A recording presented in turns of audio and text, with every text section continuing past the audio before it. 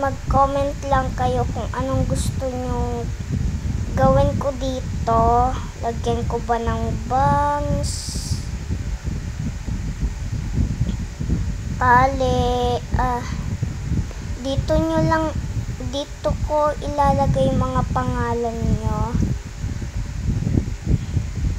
kung sino ang nag-comment. Dito ko ilalagay yung pangalan dito. Kaya mag-comment na kayo. Ayun lang, bye.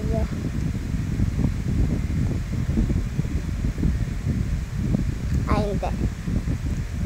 So, kahit ayun lang, mag-comment lang kayo para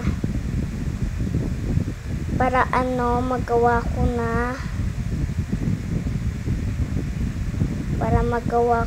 yung comment niyo.